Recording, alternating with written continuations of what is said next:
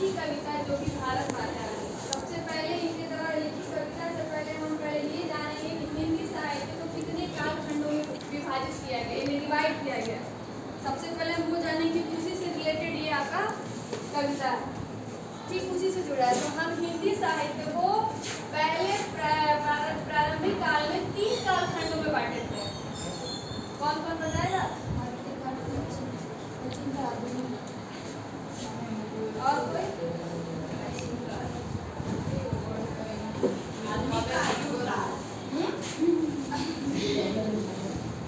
प्राचीन काल, आधुनिक काल। पहला है आदिकाल, सुनो, पहला है आदिकाल, दूसरा है मध्यकाल, तीसरा है आधुनिक काल। जब पहले हिंदी साहित्य को डिवाइड किया गया तो इन 3 भागों में डिवाइड किया गया।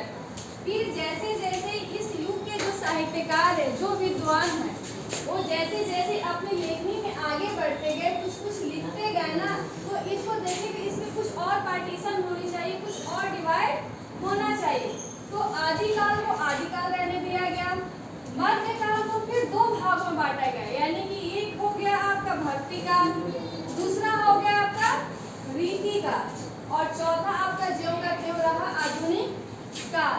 एक है भक्ति काल में आप गोस्वामी तुलसीदास के बारे में जानते हो ना, और एक और है वात्सल्य के चितेरे कवि सूरदास, जो कृष्ण भक्ति के लिए माने जाते हैं। वो बचपन से ही बचपन जब कृष्ण भगवान का कैसे जन्म हुआ, कैसे पालना हुआ, कैसे यशोदा मैया ने उनका लालन पालन किया, हर एक चीज इतने अच्छे से वर्णन किया है, वात्सल्य वर्णन, इसलिए उनको कहा जाता है वात्सल्य के चितेरे कवि। कौन है? तो सूरदास जी है। वैसे ही गोस्वामी तुलसीदास का नाम आता है। रीति काल में आए हम, तो रीति काल एक ऐसा काल है जिसमें उस काल के सर्वप्रथम कवि का नाम लिया जाता है बिहारी। कौन है कवि? बिहारी।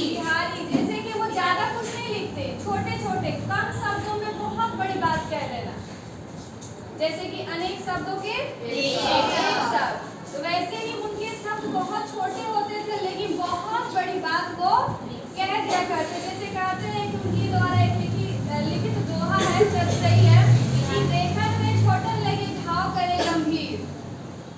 सुनी हो तुम लोग कि देखन में छोटन लगे घाव करे गंभीर, ये बिहारी जी का ही है। और बिहारी जी ज्यादा नहीं लिखे हैं, अपनी लाइफ से ज्यादा लिखे नहीं है, सिर्फ और सिर्फ सच्चाई लिखे और उसी से वर्ल्ड फेमस हो गया।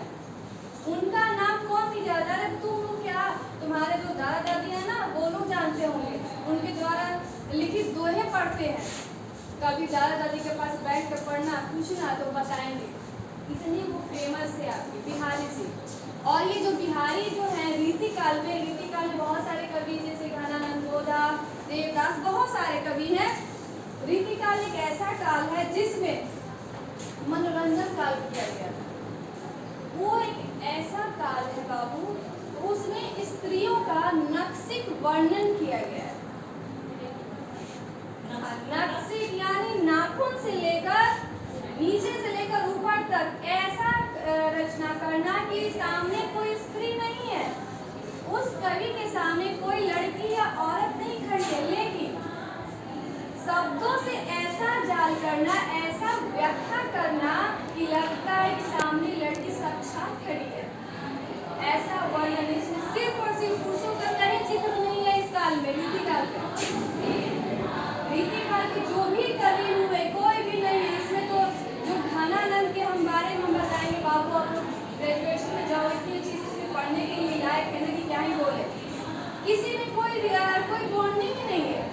जैसे होता है ना कि लक्ष्मण रेखा के दायरे में रखकर अपनी जुबान खोलना चाहिए, बोलना चाहिए, लेकिन रीति काल में कुछ कवि ऐसे हैं कि बिना रोक टोक के कुछ भी बोल दो, कहेंगे वो क्या है, हम विद्वान हैं, हम साहित्यकार हैं, हम कुछ भी कह सकते हैं, कुछ भी लिख सकते हैं।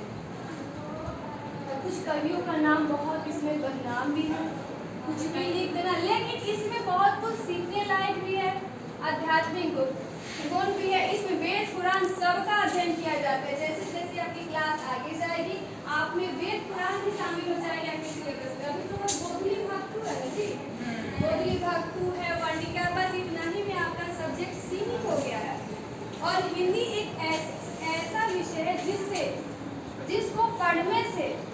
आपके अंदर संस्कार का वाहन होगा, एक अच्छी पर्सनालिटी होगी, बोलने का तरीका आएगा, बैठने का सलीका आएगा। अगर ये सब चीज नहीं आए तो हिंदी पढ़ना व्यर्थ है।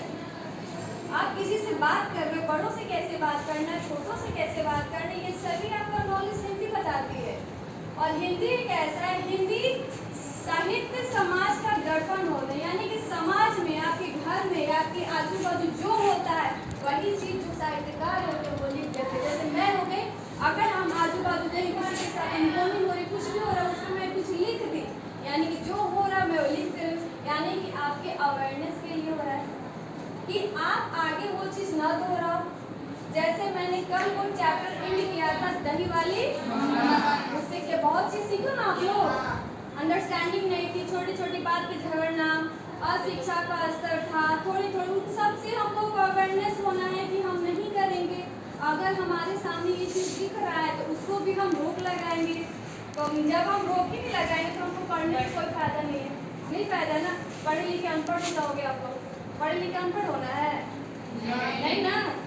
तो ऐसे ही तो फिर आया चौथा आया आधुनिक काल। फिर आधुनिक काल को भी कई पार्ट में डिवाइड किया गया, एक पार्ट में नहीं डिवाइड किया। पहला आता है आपका भारतेंदु काल, फिर आता है आपका छायावाद काल, फिर आता है आपका द्विवेदी काल, फिर आता है प्रयोगवाद, प्रगतिवाद, नई कविता। अभी का युग कौन सा है? नई कविता का युग चल रहा है। उसी में से सेकंड पार्ट छायावाद काल के ये प्रमुख कवि है सुमित्रा नंदन बंद। जो काल चलता है, कहीं कहीं साहित्यकार कहीं कहीं दिया है 1918 से 1936 और कहीं कहीं देता है 1920 से 1936। ये युग है, ये आपको लिख लो। ये क्वेश्चन पूछता है कि छायावाद का कालक्रम क्या है। आप हाथ में लिखने से नहीं होगा, वो तो मिल जाएगा। ये इम्पोर्टेंट है, ये आपके एग्जाम में पूछता है, तो आप लोग लिख लो कि छायावाद का काल 1920 से लिखना, 1920 से 1936 छायावाद काल। ये छायावाद काल जैसे किसी चीज का निर्माण किया जाता है, जैसे मान लो एक स्कूल का निर्माण किया गया तो हेड हो गया प्रिंसिपल सर, तो वैसे कालक्रम। तो वैसे ही जो सुमित्रा नंदन पंत जो हुए, ये अकेले छायावाद का निर्माण नहीं किए। छायावाद ऐसे लिखा है, देखो कब से आ गए, कब से 1920 से 1936 और उन्हीं में से ये प्रमुख कवि और अकेले मिलकर इन्होंने किया।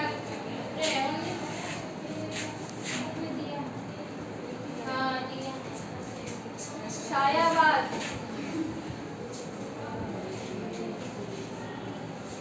1936 ये युग का क्रम है। इसके बाद ये छायावाद खत्म हो जाता है। इसके बाद आएगा प्रयोगवाद। सारा लिखना है तो लिख लो, लिखना है इसका। आधुनिक काल को कितने भागों में बांटा गया है तो लिख लो। चलो लिखो, बता रहे हैं। आधुनिक काल देकर डैश दो। पहला काल है भारतेंदु युग, पहला काल भारतेंदु युग।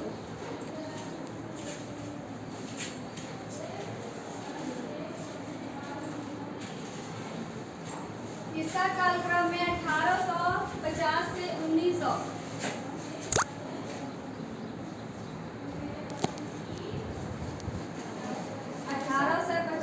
1900। दूसरा युग है द्विवेदी युग। सुनो और लिखो, सुनो और लिखो। दूसरा है द्विवेदी युग, इसीलिए बोले आगे आके बैठो। द्विवेदी युग का कालक्रम है 1900 से 1920। ओ सॉरी, मैंने यहाँ बाय मिस्टेक द्विवेदी काल का बता दिया। ठीक है, कोई बात नहीं। चलो इसके बाद हाँ हाँ नहीं, चलो ठीक है। द्विवेदी युग हो गया 1900 से 1920। लिख दे क्या? हाँ लिखिए, ये बोर्ड अच्छा नहीं है, बोर्ड अच्छा नहीं। चलो हम बोलते हैं भारतेंदु युग हो गया 1850 से 1900। दूसरा है द्विवेदी युग 1900 से 1920। तीसरा है छायावादी का युग जो कि 1920 से 1936 है। तीसरा चौथा है आपका प्रगतिवादी युग। चौथा है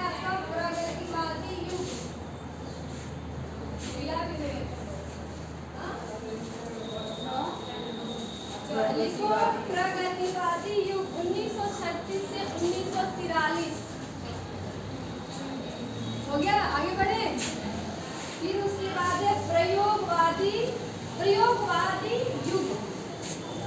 प्रयोगवादी युग ये क्वेश्चन ऑब्जेक्टिव में पूछता है बाबू। युग का कालक्रम है 1943 से 1953। फिर है उसके बाद नई कविता। नई कविता इसका कालक्रम है 1953 के बाद, यानी अब तक चल रहा है नई कविता का युग।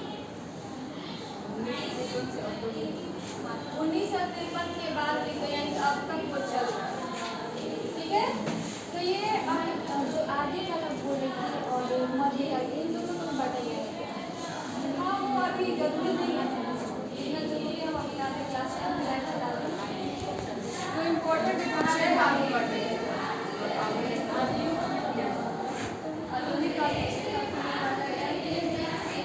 क्या हुआ? तो हल्ला नहीं, जो ये छायावादी युग के कवि और छायावादी जो काल है 1920 से 36 में, छायावाद ये अकेले निर्माण नहीं किए, इनके साथ 3 और व्यक्ति हैं। इनके साथ 3 और इन 4 लोगों ने मिलकर, 4 स्तंभ ने मिलकर छायावाद युग का नामांकन किया था और यहाँ से ये काल चला था। तो पहले होंगे सुमित्रा नंदन पंत, दूसरे होंगे जयशंकर प्रसाद, तीसरे होंगे महादेवी वर्मा और चौथे हो गए सूर्यकांत त्रिपाठी निराला। ये चारों ने मिलकर छायावाद का निर्माण किया था, यानी इनोवेशन किया था। समझ में बात है? किसी को दिक्कत नहीं ना हो रही है? आगे बढ़े। तो ये भारत माता कविता के लेखक सुमित्रा नंदन पंत छायावादी युग के कवि है, लेकिन उसमें आप ये बताएं कि जैसा कि इनका जन्म कहाँ हुआ था? अल्मोड़ा जिले के 20 मई सन 1900 को अल्मोड़ा जिले के कौसानी गांव में उत्तरांचल में हुआ था, जो कि प्रेजेंट टाइम में उसका नाम क्या है? उत्तराखंड। हो सकता है कि वर्तमान काल में उत्तरांचल को क्या कहा जाता है, तो आप क्या बोलोगे? उत्तराखंड। उत्तराखंड, उसी उत्तराखंड के एक छोटे से गांव कौसानी में इनका जन्म हुआ था। पिता जिले में हुआ, रमणीय जिले में, कौसानी मोटा जिले, रमणीय स्थल में। रमणीय यानी कि उत्तराखंड और फूलों की घाटी कहते बाबू, बहुत ही सुंदर जगह है, इतनी खूबसूरत जगह, उसको रमणीय कहा गया, यानी सुंदर जगह। रमणीय यानी सुंदर, मनमोहक, जहाँ प्रकृति का जो छवि है ना, छटा है, सब वहीं भोले बाबा विराजमान है ना, केदारनाथ। हाँ, वही है केदारनाथ। तो पूरे प्रकृति के छटा में आपके भोले बाबा विराजमान है, जिनकी महीना चल रहा है सावन। तो 20 मई सन 1900 को उनका जन्म अल्मोड़ा जिले के कौसानी उत्तरांचल यानी उत्तराखंड में हुआ था। जन्म के, अब देखो इतने ये दुर्भाग्य की बात है कि इतने महान विद्वान में सुमित्रा नंदन पंत की मृत्यु, माँ की मृत्यु जन्म के मात्र 6 घंटे बाद चले गए। माँ का साया भी नहीं मिला, माँ का साया, न लाड, न प्यार, न उनके स्तन का दूध, कुछ नहीं मिला। और इनके पिता कौन थे? गंगाधर थे, और इन्हीं के छत्र छाया में इनकी परवरिश होने लगी। उस टाइम इनकी दादी जीवित थी, तो दादी बातें सुनो, दादी इनकी लालन पालन की, देख रेख की, और जैसे जैसे मतलब ये जब तक जीवित थी, उसके बाद इनके पिता गंगाधर थे, और ये अपने पिता के गंगाधर के 8वीं संतान है। ये 8वीं नंबर के संतान है। कितने नंबर के? 8वीं नंबर के सुमित्रा नंदन पंत जी संतान है अपने घर में। इनका लालन पालन दादी ने किया है, और इनकी प्राथमिक शिक्षा वहीं कौसानी गांव में हुई है। 9th क्लास तक वहीं उन्होंने पढ़ा, और जैसे ही हाई स्कूल में आए वो, तो हाई स्कूल में पढ़ने के लिए वो चले गए अपने 7वें नंबर भाई जो है उनके साथ बनारस, और बनारस में जाके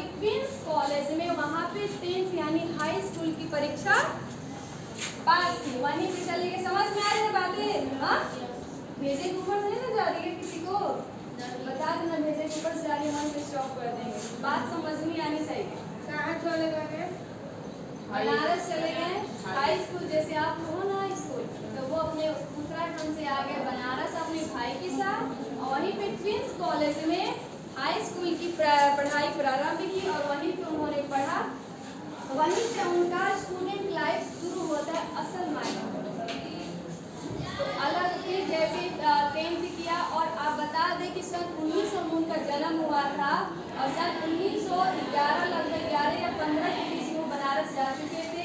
वहाँ पे हाई स्कूल की परीक्षा पास की, वहाँ पे हाई स्कूल की परीक्षा पास की। और आपको जैसा कि आपको पता है कि हमारे यहाँ अंग्रेजों का आधिपत्य था, हमारा देश गुलाम था। गुलाम था कि गुलाम था ना, उस टाइम अंग्रेजों का वर्चस्व था, तो हर जगह अंग्रेजी हुकूमत चल रही थी। इनके पढ़ते पढ़ाते क्रम में जैसे थोड़ा सा हायर स्कूल में इन्होंने दाखिला लिया था, उसी क्रम में असहयोग आंदोलन हुआ गांधी जी के नेतृत्व में सन 1920 में हुआ था। कौन नहीं पता है 20 में हुआ था, मतलब एक ही बच्चे क्यों बोल रही है, बाकी को नहीं पता है कि असहयोग आंदोलन कब हुआ था? SST में नहीं पढ़े आप लोग? तो बोलो। तो जैसे ही सन 1920 में असहयोग आंदोलन हुआ, तो इनके जीवन में बहुत ही गहरा छाप पड़ा। गांधी जी को अपना ये आदर्श मानते थे, यानी कि आइडियल गुरु। समझ में आए गुरु, हम उनके पद चिन्हों पर चलेंगे, उनका व्यक्तित्व तो अच्छा है, हम उनके द्वारा ऐसे ही बनेंगे, उनकी सोच को एडॉप्ट करेंगे, ऑब्जर्व करेंगे और अपनी लाइफ में आगे बढ़ेंगे। वैसे ही गांधी जी को ये अपना आदर्श मानते थे, और कार्ल मार्क्स को भी, कार्ल मार्क्स को भी ये अपना आइडियल मानते थे। तो जैसे ही गांधी जी के नेतृत्व में असहयोग आंदोलन हुआ, उनसे जब गांधी जी ने बोला कि सभी लोग जो अंग्रेजों के आधिपत्य में अंडर में जो कॉलेज है, स्कूल है, अगर दाखिला लिया है तो अपने देश के लिए सब लोग क्या करें, कोई मत जाओ ना स्कूल हो, अगर वहाँ कोई टीचर पढ़ा रहा है किसी अंग्रेज के अंदर में, वो अपने पद से रिजाइन मार दे। हर चीज यानी कि एकदम हट बाइकआउट करो हर चीज। इसी के प्रभाव से तीनों ने भी अपना वहाँ से आगे की पढ़ाई स्टॉप कर दी, कॉलेज से घर आ गए, वहाँ से अपना नाम हटा ले। क्यों? किसके कहने पे? गांधी जी के कहने पे। नहीं, हमारे इंडिया के लिए इतना कुछ कर रहे थे, हम उनको मेरे गुरु गांधी को आदर्श मानते हैं, आप उनका बात मान लेंगे, उन्होंने वहाँ से छोड़ दिया। तो पूरी पढ़ाई नहीं हुई, लेकिन जितनी पढ़ाई हुई उनके जैसा 77 का था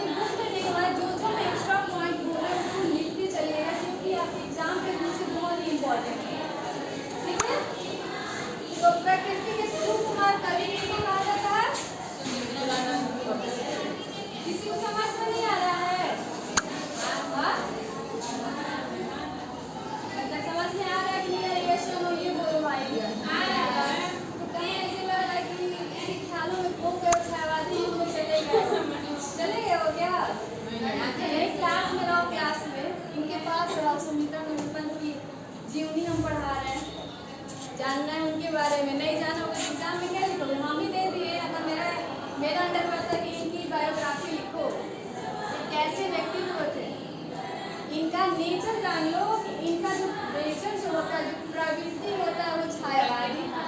आपके बुक में लिखा गया ना कि जो प्रवृत्ति था, यानी कि इंग्लिश में बोले तो नेचर इनका छायावादी था और ऐसी इनका मानवतावादी सोच के रखते थे, यानी एकदम टू द पॉइंट का, कुछ भी एकदम बेझिझक किसी के बारे में जाना तो तलाक से पैसा और साफ सुथरी भी बातें करेंगे और घुमा फिरा के बातें करेंगे।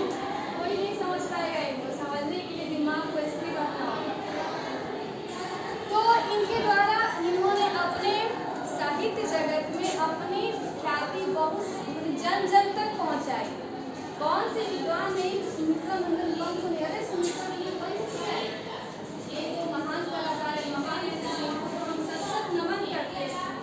इनके तो ये तो बहुत आदरणीय है, ये पूजनीय है। ऐसे लिखे इतने पूजनीय है छायावादकार के कि कविता ये मर चुके हैं सन 1977 में। और समझो अभी भी आपके गोदी विभाग 2 में 10th क्लास में इनके द्वारा लिखित कविता का अध्ययन आपको कराया जाएगा, जो प्रकृति के बारे में, जो देश के बारे में, जो आने वाले 15 अगस्त है ना, रिलेटेड भी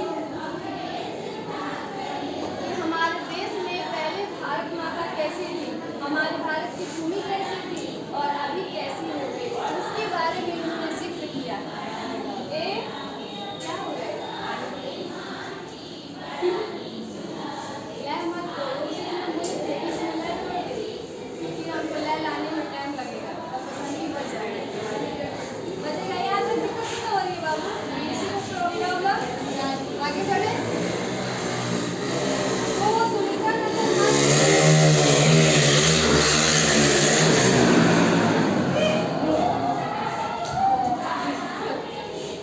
इनके द्वारा इन्होंने बहुत सारी कविताओं का अध्ययन किया, बहुत सारी बुक लिखा, हर एक फेमस हुआ है वर्ल्ड जगत में। इंडिया की बात नहीं कर रहे, वर्ल्ड जगत में इनकी बुक फेमस हुई है। जैसे कि पुष्पास हो गया, युगवाणी पढ़े उसमें, देखो तो है कि नहीं उसमें। चिदंबरा हो गया, चिदंबरा के लिए इनको भारतीय ज्ञानपीठ पुरस्कार से नवाजा गया, इनको पद्म विभूषण मिला है, साहित्य अकादमी पुरस्कार से नवाजा गया। शिवानी में लिखा गया चिदंबरा के लिए इसको भारतीय ज्ञानपीठ पुरस्कार से नवाजा गया। और बहुत सारे इनको पुरस्कार मिले, जैसे कि पद्म विभूषण, साहित्य अकादमी पुरस्कार। ये साहित्य के जगत में जो उत्कृष्टता अपने शब्दों में देता है, यानी कि शब्दों के साथ नए प्रयोग, शब्द वही रहते हैं लेकिन नए वर्जन में उसको प्रयोग करना, नए समझ में, यानी कि रिसर्च करना। देखो उसमें लिखा हुआ है कि अपने शब्दों के साथ रिसर्च करते थे, शब्द तो सबके पास, लेकिन कविता के रूप में पिरोना, एक नई कविता का निर्माण करना, ये बहुत बड़ी बात है बाबू, बहुत बड़ी बात है। इसी के साथ ये जीवनी इनकी समाप्त करते हैं हम। जितनी जानने लायक है मैंने बता दिया। इन पे और भी, जैसे कि मैंने बोला कार्ल मार्क्स, गांधी जी का प्रभाव था इन पे, अरविंद घोष जी है, एक दर्शक, उनका भी प्रभाव है, उसमें दिया है तुमने। अरविंद घोष जी है, उनका भी प्रभाव है। कुछ यानी कि जो इनके व्यक्तित्व से मिलता है, यानी कि जहाँ से भी उनको कुछ सीखने को मिलता था, वहाँ से ये ऑब्जर्व